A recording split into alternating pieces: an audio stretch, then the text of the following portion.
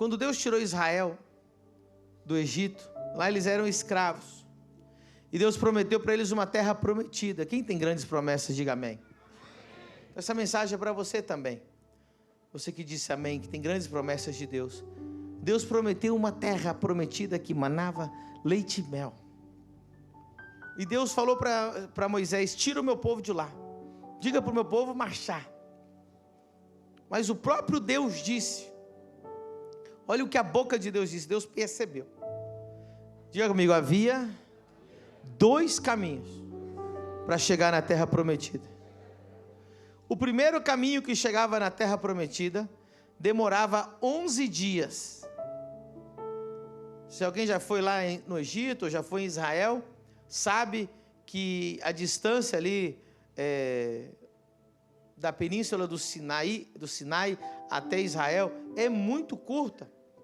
E a pé se faz em 11 dias. E o próprio Deus disse: existe um caminho curto, mas eu não vou poder levar eles pelo caminho curto. Vou ter que levar eles pelo outro caminho. E eu quero corrigir algo que eu falei aqui da outra vez. Eu disse que aquele caminho demoraria 40 dias, mas que eles chegariam. E o que eu vou corrigir é o seguinte, 40 anos. O que eu vou corrigir é o seguinte: demora 40 anos e mesmo assim não entra. Deus me corrigiu hoje. Que da última vez que eu preguei isso, eu falei: o que demoraria 40 anos para a gente alcançar, a gente pode fazer em 11 dias. Só que aí depois eu fui meditando, não, demoraram 40 anos e não entraram mesmo assim. Então, a escolha é diferente. Nós temos 2 escolhas: ficar 40 anos no deserto e mesmo assim não herdar a terra, ou assumir que existe o outro caminho. Diga comigo: existe um caminho que dá certo e um caminho curto, o caminho da guerra. A música não acompanhou. Está tudo errado a música. Existe um caminho. Diga comigo: existe um caminho que vai fazer chegar lá, e é o caminho curto, e é o caminho da guerra. Diga comigo: o caminho da guerra é mais curto e é o único. O outro caminho é o que a maioria das pessoas que você conhece estão trilhando. É o caminho do deserto, e eles estão há 1 ano, 2 anos, 3 anos, 10 anos. Esses dias eu conheci eu encontrei alguém que eu conhecia há mais ou menos 15 anos atrás. E aí falou: poxa, que legal. Aí ele perguntou para mim tudo que eu estava fazendo. Eu comecei a falar: rapaz, isso, e para cima e para baixo. E eu falei: e você? Ele falou: nós estamos lá ainda no mesmo lugar. Eu falei: 15 anos e não saiu do lugar. A gente acha que 40 anos é muito, né, irmão? Quem tem mais de 40 aqui? Foi rápido, não foi? Então o pessoal: não, mas 40 anos também dá. 40 anos não dá. Eu prefiro o caminho de 11 dias. Mas é um caminho com? É um caminho com? Aleluia. Então eu quero continuar a mensagem do caminho com guerra hoje. Diferente daquilo que você ouviu da última vez. Deus é um Deus de guerra, amém? Quem lembra da mensagem? Deus é um Deus de guerra. Ele é o Senhor dos exércitos. E Deus está procurando guerreiros, amém?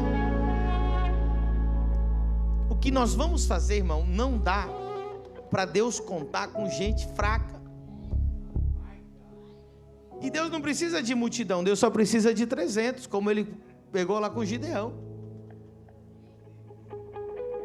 Quem está na guerra comigo aqui para alcançar 50 nações? Inclusive hoje eu postei um vídeo do pastor Cezino, vocês viram? Quem viu esse vídeo? Faz poucas horas, então a maioria não deu tempo de ver. Mas mostra ele chorando, dizendo: eu quero almas, eu quero alcançar as nações, eu quero. Só que ele faleceu. E o que ele quer, eu também quero. O que ele queria, eu também quero. Alcançar 50 nações. Existem 2 caminhos. Um que vai demorar 40 anos e mesmo assim não vai chegar. E o outro é o caminho de 11 dias com guerra. E agora eu quero falar com os filhos dessa casa. Cadê os filhos dessa casa? A guerra já começou. Quem está aí na meio da guerra dá um aleluia. Está na guerra ou não está, irmão?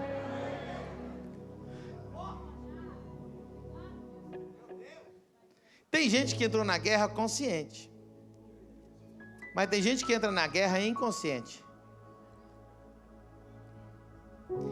Quando começou a guerra da Ucrânia, eu lembro que tinha um brasileiro que ele postou um vídeo indo para a guerra. Não sei se alguém acompanhou. Ele postou um vídeo assim: eu estou indo lá, porque eu fui treinado na legião não sei das quantas, eu fui treinado não sei o quê. Na primeira semana ele morreu. Vocês viram esse caso de um brasileiro? E ele foi todo empolgado, ele postava como se fosse videogame. Ele estava indo, não, eu estou indo para a guerra. Aí galera, eu estou indo para a guerra. E às vezes eu percebo que tem alguns crentes que estão igual aquele cara. Aí galera, 50 nações. Uhul. Eu gosto da sua empolgação.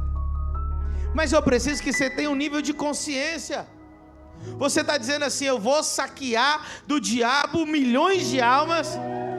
Você acha que o diabo vai ficar assim? Nossa, que lindo, vai te dar um aplauso?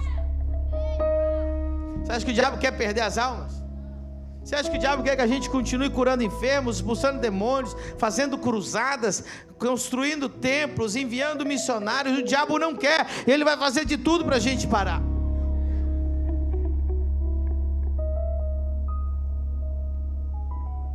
Seria mais fácil a gente simplesmente, a partir de agora, não mudar de templo nunca mais. Acabou, não tem nem mais dívida para... Acabou, ó, tem um aleluia ali. Aí eu fico só trazendo os pregadores e cantorzinhos famosos aqui. É isso que vocês querem? Aí a gente fica assim só, né? É isso, eu não quero isso. Quem quer 50 nações? Eu tenho uma palavra para você, meu querido. Eu tenho uma palavra para você. Tem muita gente que não está aguentando essa guerra e que quer ficar de fora. Mas você percebeu que depois todo mundo quer sair na foto da vitória? Quando a gente chegar lá, esses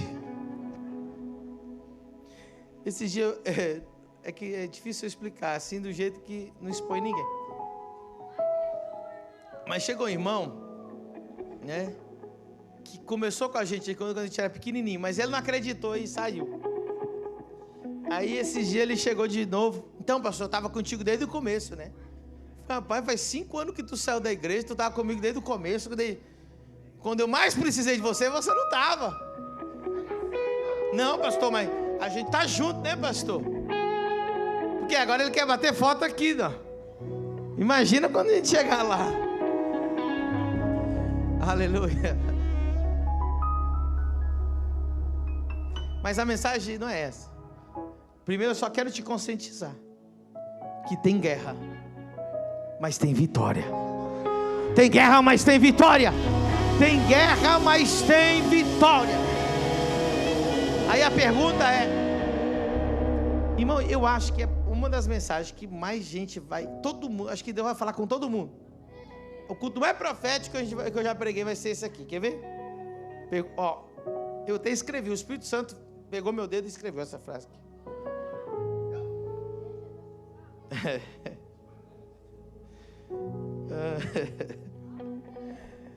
Pergunte assim: se eu estou fazendo a vontade de Deus, por que eu estou apanhando tanto?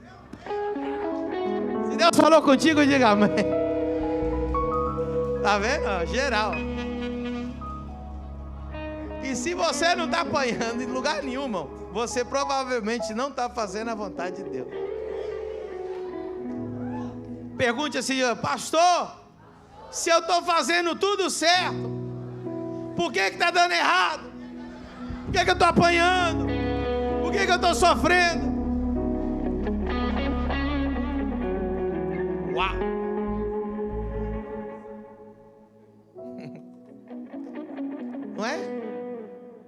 decidi fazer a vontade. Porque muita gente pensa assim: eu vou fazer a vontade de Deus.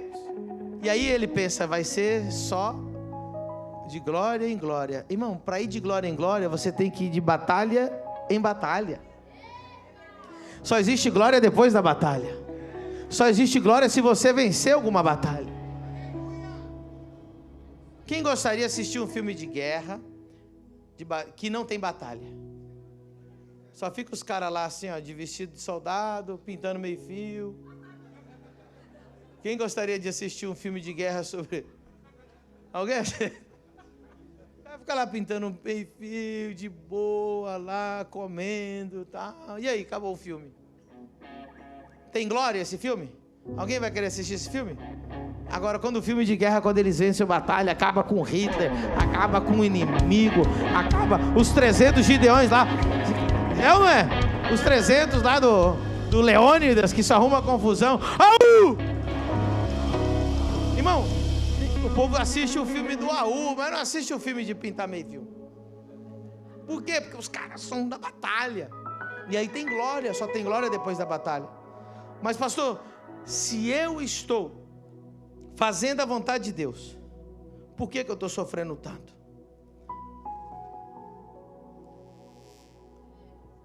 Muitas vezes a gente pensa o quê? Que Deus vai nos proteger do sofrimento. Tem um vídeo de um pastor, o Ricardo, acho que é Ricardo Oliveira, que ele virou meme.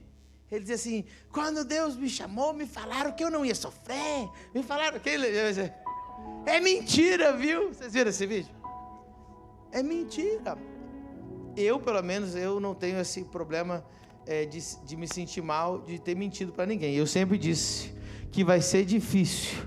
Deus nunca prometeu que seria fácil, mas Ele prometeu que estaria do seu lado em cada momento, te dando vitória em cada segundo. Eu não sei o que você está passando agora, mas a vitória é garantida, mesmo se você não estiver entendendo nada. Aplauda o Senhor.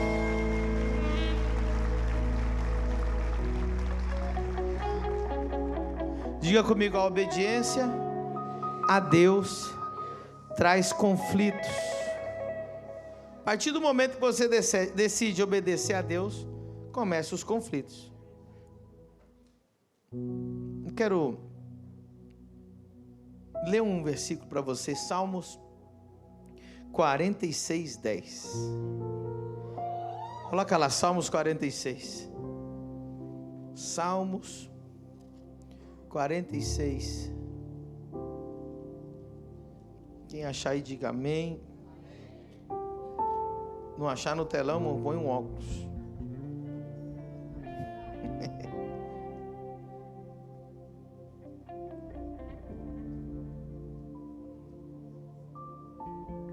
Vamos ler do 7. A partir do 7. O Senhor dos exércitos está... O Deus de Jacó é o nosso refúgio. Vinde contemplai as obras do Senhor, que desolações tem feito na terra. Ele faz cessar as guerras até o fim da terra. Quebra o arco e corta a lança, queima os carros no fogo. Olha o 10. Aquietai-vos e sabei que eu sou Deus. Aquietai-vos e sabei que eu sou Deus. Eu não sei se você está inquieto, eu não sei se você está se sentindo com medo, eu não sei se você está ansioso, mas o Senhor manda dizer para o teu coração: aquietai-vos, eu sou Deus na sua vida, eu sou Deus na sua vida, eu sou Deus na sua vida. Aleluia. José obedeceu a Deus. Quem aqui está lutando para obedecer a Deus? Aí você começa a obedecer a Deus, o que acontece? Você mantém integridade, você decide fazer tudo certo. Não foi isso que José fez? José fez alguma coisa errada? Teve um sonho, falou: eu vou manter meu sonho, eu vou manter integridade, eu vou cuidar da casa do meu pai. Qual foi a consequência dele obedecer a Deus? Foi vendido pelos irmãos para ser escravo. Quem está entendendo? Mas diga comigo assim: nem todo sofrimento é um sinal de que estamos errados. É difícil eu pregar para um público que foi mal ensinado em outro lugar, porque alguém te ensinou que se você está bem com Deus, você não vai ter sofrimento. Alguém associou que qualquer tipo de sofrimento que você está passando é porque você está errado, é porque você está em pecado, é porque você tem uma maldição, ou é porque você está no... Mas não é assim. Às vezes obedecer a Deus já traz sofrimento. Mas eu tenho uma notícia boa para você: o sofrimento do crente coopera para o bem. Não, diga comigo: o sofrimento do crente sempre coopera para o bem. Ou seja, a partir do momento que José decidiu obedecer e a consequência do sofrimento entrou na vida dele, ele foi vendido. Muita atenção, ele não foi vendido para qualquer lugar, ele foi vendido para entrar no lugar do propósito dele. Tem gente que está aqui, que chegou aqui sofrendo por causa da obediência a Deus, e Deus usou esse sofrimento para você sair. Eu não sei de onde você saiu, mas você chegou no lugar do teu propósito. Você chegou no lugar do teu propósito. Então o sofrimento do crente, muitas vezes Deus, por que Deus... Elias podia ficar chorando lá: e acabou a água, e acabou o corvo, não traz mais aqui para mim o pão e a carne. Ele reclamou? Não, mas quando Deus fez o riacho secar e os corvos pararam de trazer comida para ele, Deus moveu ele de lugar para o lugar aonde uma viúva ia sustentar ele, e aconteceu um dos maiores milagres da Bíblia. Ou seja, muitas vezes Deus fecha uma porta porque Ele quer te dar uma muito maior. Tudo que acontece com o crente é bênção, até o que é ruim se transforma em bênção. Se você não tivesse tido nenhuma luta lá em São Paulo, lá no Rio Grande do Sul, lá no interior de Santa Catarina, lá no Espírito Santo, lá na Bahia, lá no Pará, sei lá onde você veio, se tudo tivesse certinho, você ia estar lá sem sofrimento, mas com uma vida sem propósito. Deus te apertou para você sair do teu conforto. Sabe como é que a águia aprende a voar? Ela tem um ninho bem grande assim, e muito da base do ninho é feita com espinhos, ou com muitos galhos pontudos. Aí depois vem o mais fofinho e tal, e aí são várias camadas, e aí coloca ali aquele ninho. Quando o pássaro, o filhote está crescendo, e já está um pouco grande, a mãe começa a tirar aquelas partes mais fofinhas do ninho, e o ninho começa a ficar incômodo. Se mexe para cá, espeta, se mexe para lá, espeta mais ainda. Chega um momento que a mãe não leva mais comida para o ninho. Acabou. Só resta uma coisa a fazer para aquela águia, aquele filhote. Ela escala o ninho. Todas as águias constroem em altíssima altura, em precipício. E a águia agora, ela olha para o ninho, só tem espinho, não tem comida, mamãe não vai vir mais, só me resta uma coisa: voar. Deus tirou tua comodidade, porque o teu lugar não é dentro do ninho, o teu lugar é nas alturas. Deus tirou a tua comodidade para você aprender a voar. Deus te tirou emprego para você aprender a empreender, abrir a tua própria empresa. Deus te trouxe para Balneário Camboriú para tomar posse dessa terra. Teus filhos comerão o melhor dessa terra.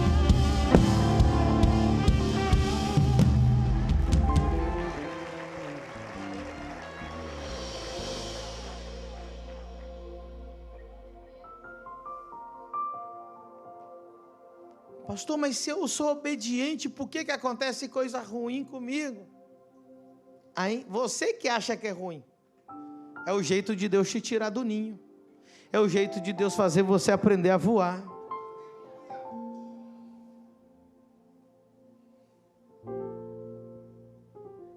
Meu pai e minha mãe se divorciaram quando eu tinha 11 anos.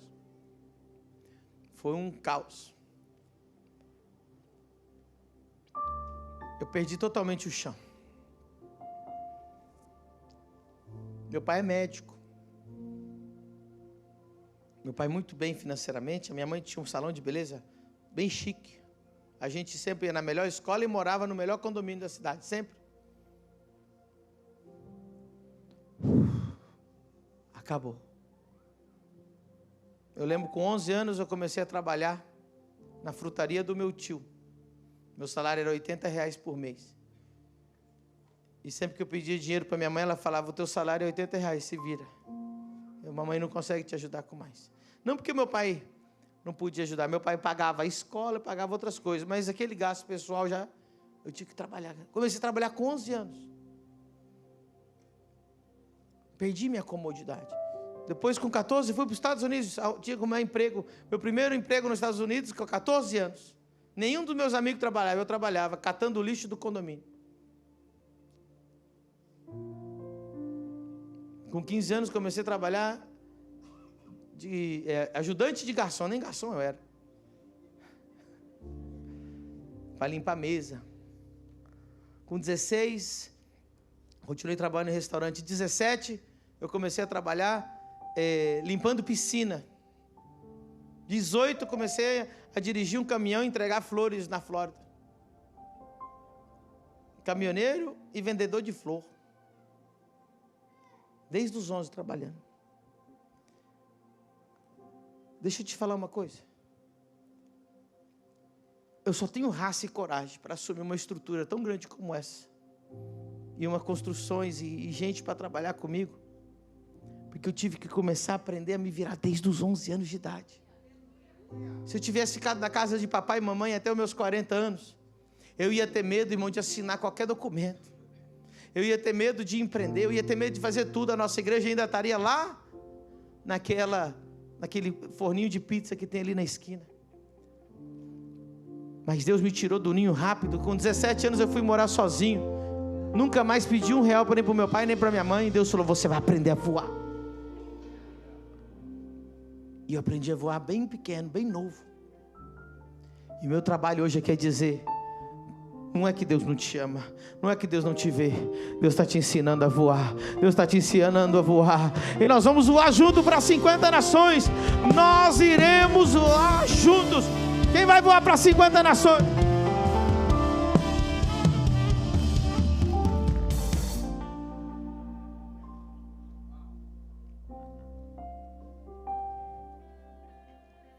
Daniel fez tudo certo e deu tudo errado. É ou não é? O que Daniel fazia? Orava 3 vezes por dia. Senhor, meu Deus, meu Pai, te amo, te adoro. Fizeram uma lei que se orasse, ia para a cova dos leões. Ele decidiu desobedecer ou obedecer? Por que Daniel sofreu? Porque ele era ruim ou porque ele era bom? Porque ele era bom. Foi parar na cova dos leões, ou seja,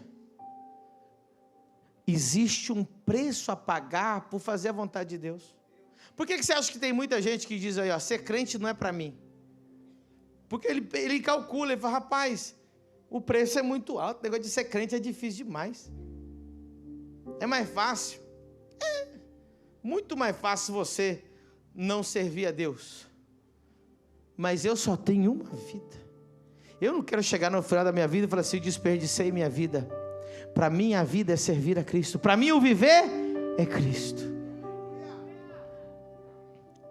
Só tem um sentido, terminar a vida dizendo, eu terminei a boa batalha. Eu cumpri o meu chamado. E olhar para trás. Acho que a coisa mais triste é chegar no céu solitário. Chegar no céu, cheguei. Aí todo mundo pergunta, quem é você? Imagina você chegar lá no céu, o desconhecido do céu. Ninguém sabe quem você é. Agora que você vai chegar lá no céu, cheguei. Ó a irmã do Fala Deus chegando aí, ó. Ó o pega-cinta chegando aí, ó.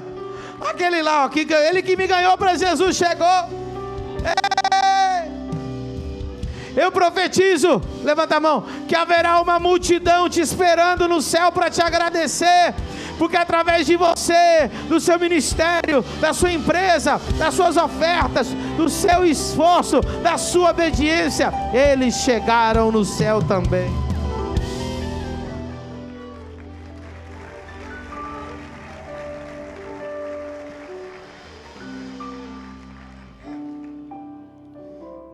Então, se você está questionando, será que Deus me ama?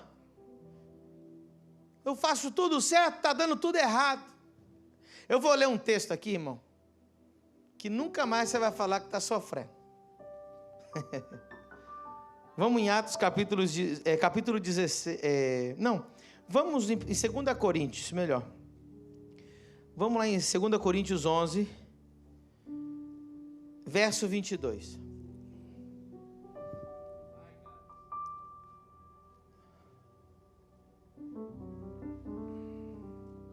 Verso 23.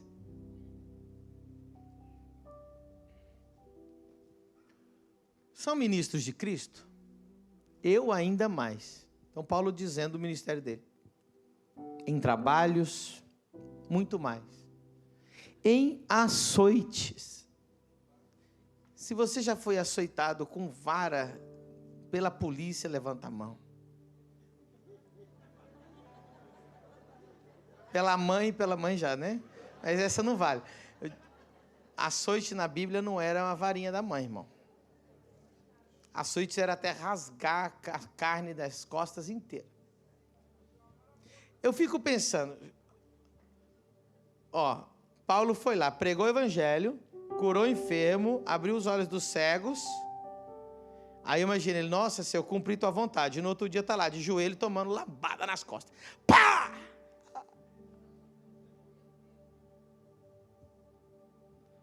Senhor, eu estou pagando esse preço, porque eu curei enfermos por 100 demônios. Em açoites, pá! Em prisões. Quem aqui estava um dia evangelizando, e porque você estava evangelizando, você foi preso? Levanta a mão. Ninguém, né? Paulo ia lá, para de pregar, preso. E não pensa que é prisão de hoje em dia não, irmão. Eu fui lá, é um buraco numa pedra, não tem nada lá. Prisões. Perigo de morte, muitas vezes. Continua. Recebi dos judeus 5 quarentenas de açoites menos 1, que eles davam 39. 5 vezes. Então era 39. Quantas costas inteiras não tivesse rasgadas e sangrando, eles não paravam. Dava 39. 3 vezes fui açoitado com varas. Uma vez fui... Alguém já foi apedrejado aqui? Sabe como é que é apedrejado? Eles te apedrejam, aí você fica inconsciente, eles continuam te apedrejando inconsciente. Aí é o ponto que eles pegam todas as pedras e te enterram em cima daquelas pedras. As pedras do apedrejamento te enterram, você fica enterrado. Ninguém aqui foi, né? Apedrejado. 3 vezes sofri naufrágio.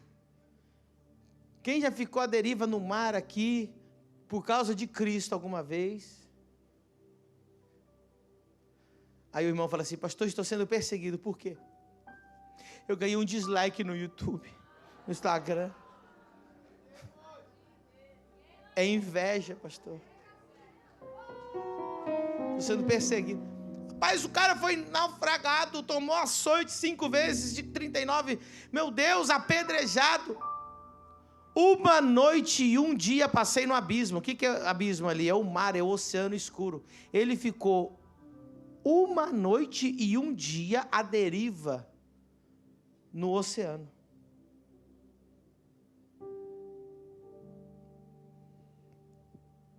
Em viagens, muitas vezes.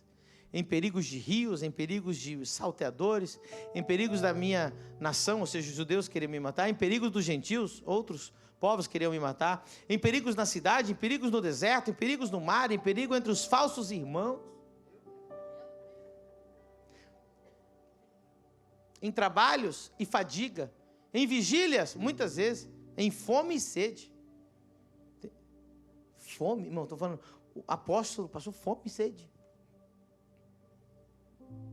Em jejum, muitas vezes, e frio e nudez.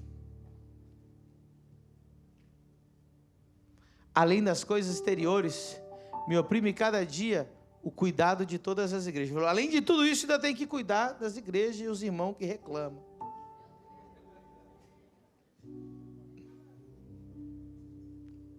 Quem enfraquece, que eu também não enfraqueça. Ou seja, ele sentia a dor de cada irmão. Além de tudo isso, ele falou assim, não, ainda se um enfraquece, eu enfraqueço. Quem se escandaliza que eu não abraço, ou seja, que eu fico revoltado, continue. Aí ele disse, se convém gloriar-me, gloriar-me-ei no que diz respeito à minha fraqueza. Olha o que ele diz. O Deus e Pai do nosso Senhor Jesus Cristo, que é eternamente bendito, sabe que não minto. Aí ele continua, em Damasco, o que governava sobre o rei Aretas pôs guardas à porta da cidade dos Damascenos para me prenderem. Olha o que ele diz, eu fui descido num cesto por uma janela da muralha e assim escapei das suas mãos.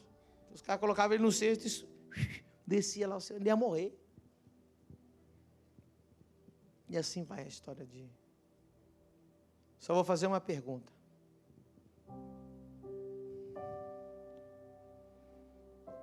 O Novo Testamento tem 20 e quantos livros? 27 livros. A maioria sabe quem que escreveu? Se Paulo tivesse desistido porque estava difícil,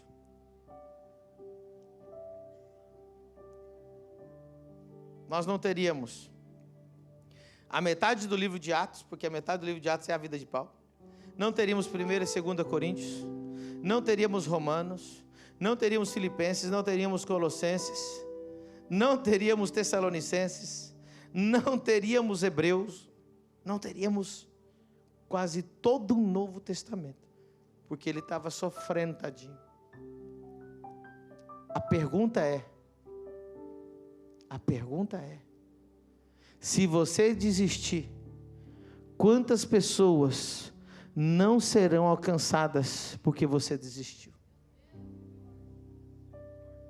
Se o apóstolo Pedro Medina desistir hoje, e acabar, 50 nações não existe mais, quantas pessoas seriam afetadas?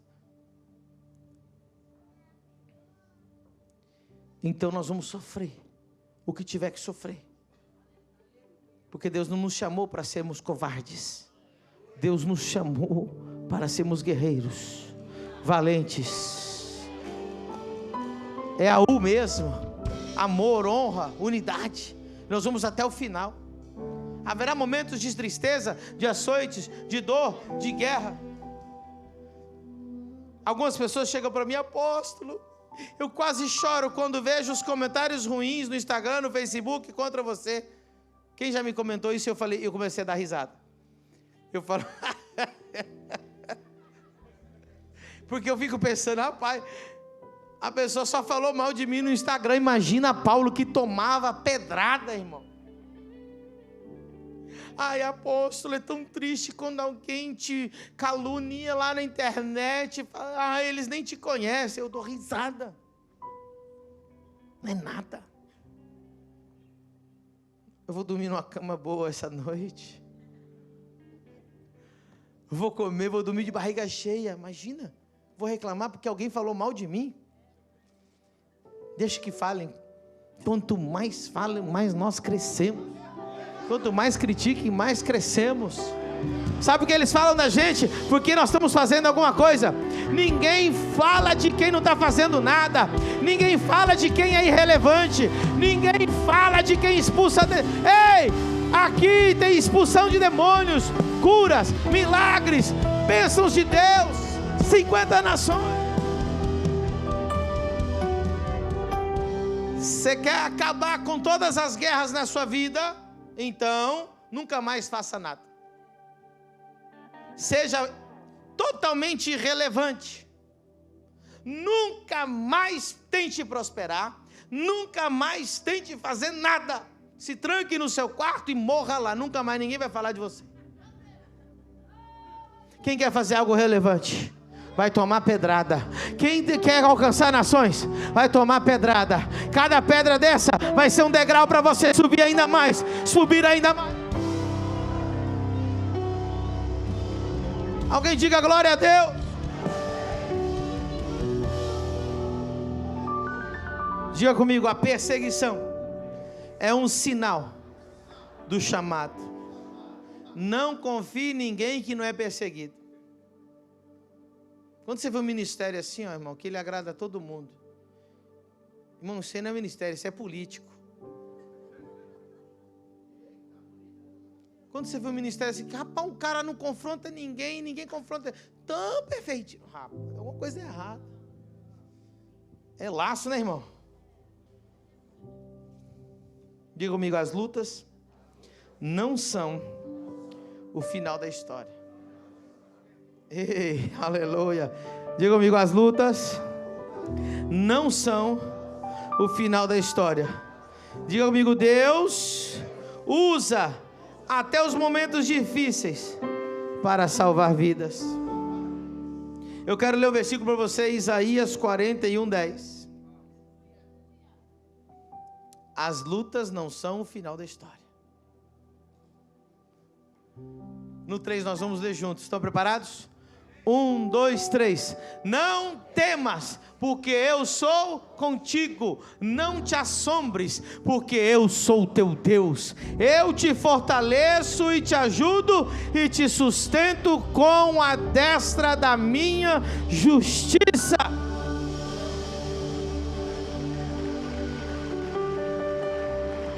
Não temas, eu sou contigo.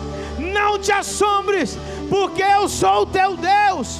Eu te fortaleço e te ajudo e te sustento com a minha direita da justiça.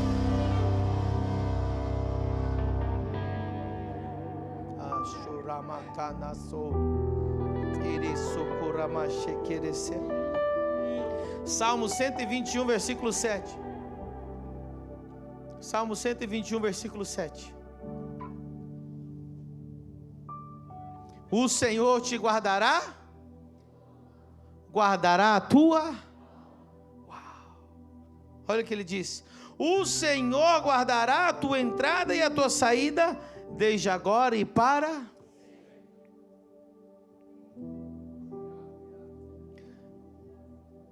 Eu vou te dizer o que a Bíblia diz. Ela diz assim: passarás pelo fogo. Sadraque, Mesaque e Abednego. Quem lembra da história deles? Eles foram obrigados a se prostrar diante de outro Deus, ou do rei. Eles disseram, não, eu aprendi que eu só posso me prostrar diante de Deus.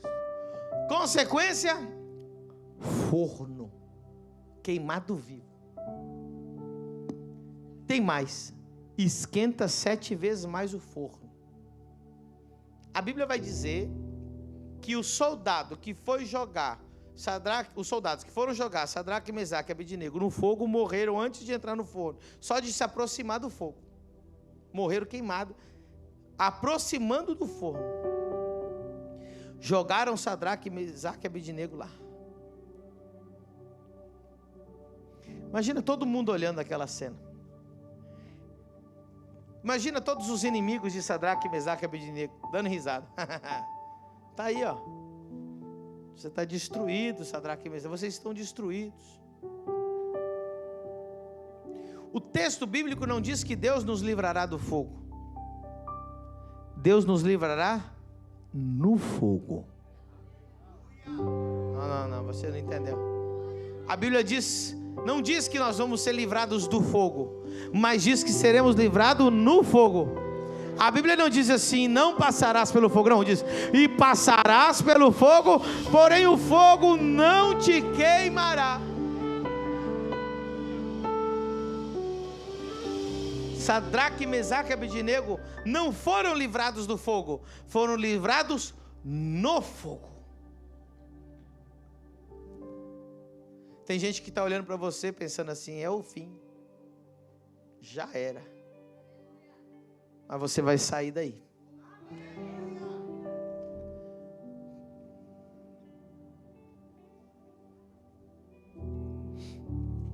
Lá em Daniel capítulo 3.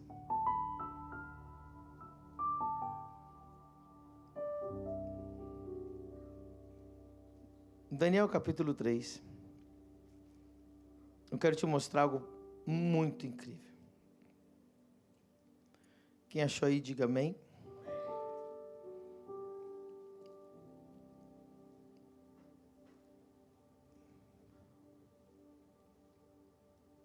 Eu não ia ler, mas eu vou ler essa parte. Verso 14. Falou Nabucodonosor e lhes disse: é verdade, ó Sadraque, Mesaque e Abednego, que vós não servis a meus deuses, nem adorais a estátua de ouro que levantei? Agora, pois, se estáis prontos, quando ouvirdes o som da trombeta, da flauta, da harpa, do cítaro, do saltério, aí vai dizendo que vai ter que adorar. 16.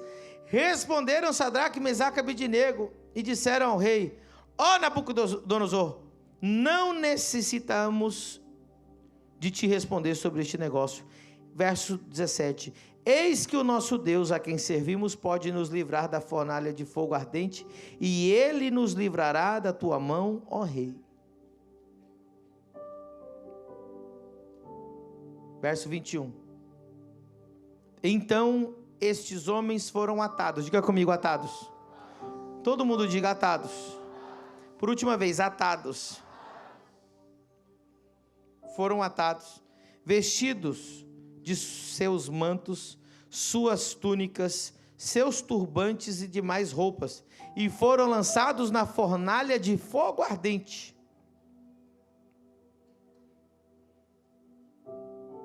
Ora, tão urgente era a ordem do rei, a fornalha estava tão quente, que a chama do fogo matou os homens que carregavam Sadraque, olha só, Sadraque, Mesaque e Abednego. E estes 3 homens, Sadraque, Mesaque e Abednego, caíram atados, diga comigo, atados, dentro da fornalha de fogo ardente. Então o rei Nabucodonosor se espantou e se levantou depressa, falou e disse aos seus conselheiros: não lançamos nós dentro do fogo 3 homens atados? Responderam ao rei: é verdade, ó rei. Disse ele: eu, porém, vejo 4 homens soltos. Diga comigo, soltos, soltos, soltos. Como que eles estavam?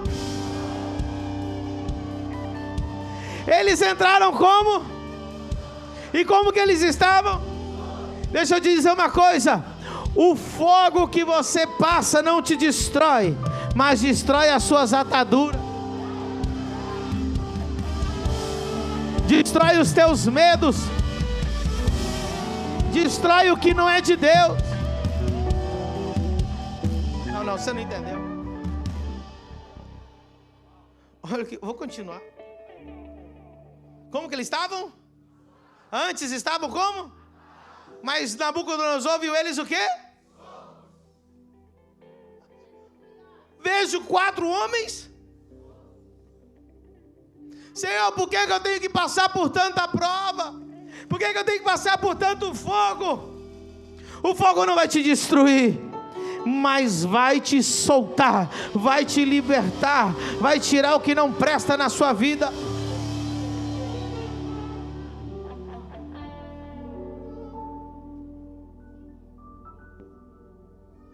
Olha o que diz.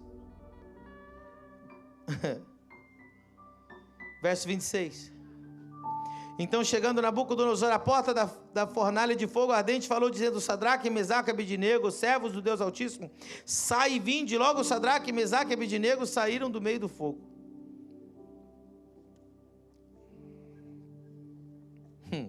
27 agora, ninguém pensa em outra coisa. Preste 100% a tua atenção no versículo 27.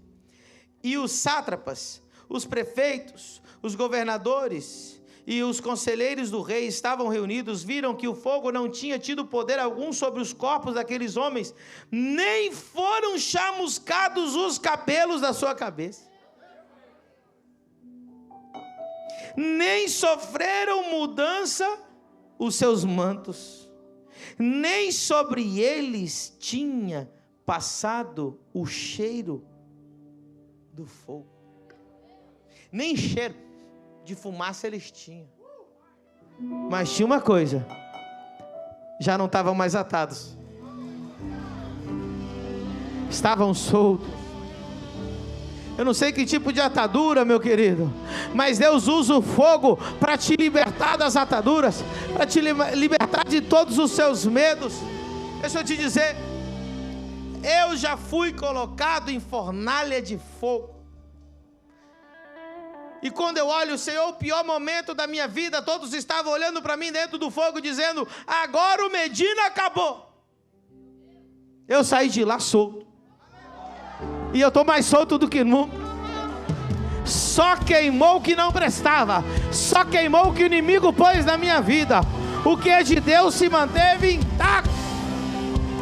O fogo queima o que não é de Deus. O fogo queima o que não é de Deus.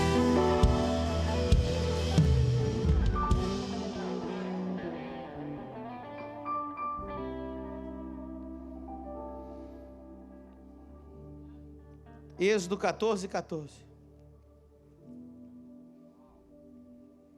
Hoje tem versículo, irmão. Hoje é culto profético de estudo. No 3 nós vamos ler junto. Mão direita para o céu. 1, 2, 3. O Senhor pelejará por vós, e vós vos calareis.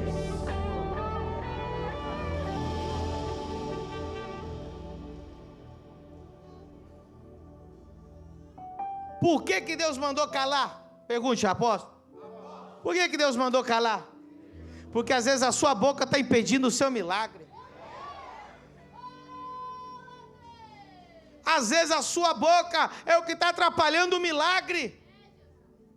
Deus chegou para Zacarias e disse assim: você vai ter um filho. Teu filho vai chamar João. Só que ele era velho e a esposa também era velha. Aí ele começou a perguntar. Não sei não.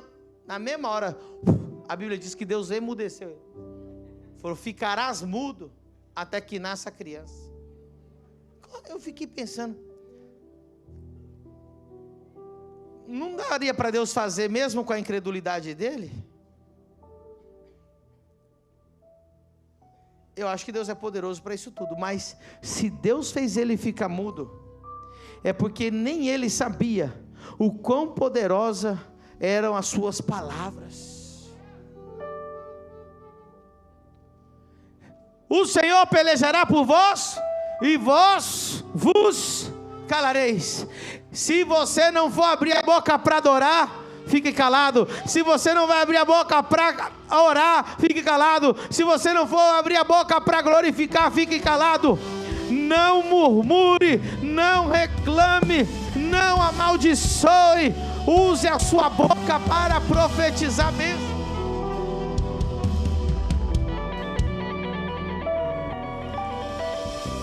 Isaías 54:17.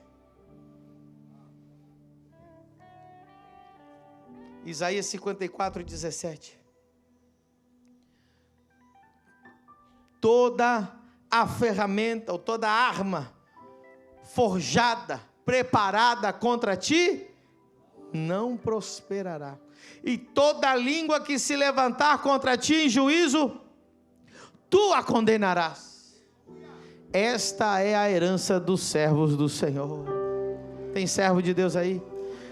E a sua justiça que de mim procede, diz o Senhor. Aleluia. Romanos 8.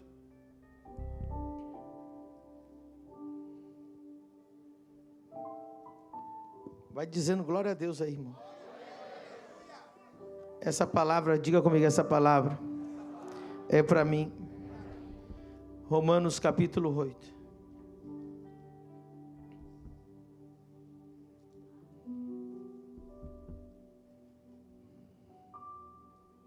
Verso 26 em diante. E da mesma maneira, também o Espírito ajuda as nossas fraquezas, porque não sabemos o que havemos de pedir como convém, mas o mesmo Espírito intercede, o Espírito Santo, intercede por nós com gemidos inexprimíveis. E aquele que examina os corações sabe qual é a intenção do Espírito, e é Ele que, segundo Deus, intercede pelos santos. E sabemos que todas as coisas contribuem juntamente para o bem daqueles que amam a Deus, daqueles que são chamados segundo o seu. Quantas coisas ajudam para o bem?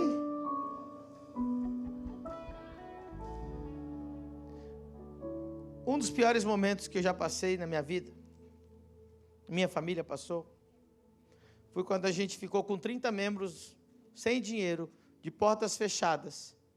Pode deixar aqui, filho. Sem dinheiro para pagar aluguel. Com 30 membros, sem poder fazer culto. Essa foi a fornalha. Minha esposa quase abortou a Chloe. Naquela época eu estava grávida. Foi a maior fornalha que a gente passou. Diga comigo, todas as coisas coopera para bem. Alguém disse, pastor, mas por que você sofreu tanto? Sabe o que aconteceu? Até aquele dia, eu tinha membros da minha igreja. Depois daquele dia, eu descobri que eu tinha filhos. Que eu tinha gente que estava disposto a ir comigo até o final. Tudo parecia que ia dar errado, mas eu tive pessoas que chegaram e me disseram, pastor, eu estou contigo. E se você fala, pastor, o senhor preferia voltar atrás e não ter passado por aquilo? De jeito nenhum. Aquilo foi um dos momentos mais difíceis, porém, ali foi onde nasceu uma família. Eu nunca tinha chamado ninguém de filho na igreja. Posso confessar aqui para vocês? Eu chegava na igreja e falava assim, irmãos, eu não acredito nesse negócio de paternidade.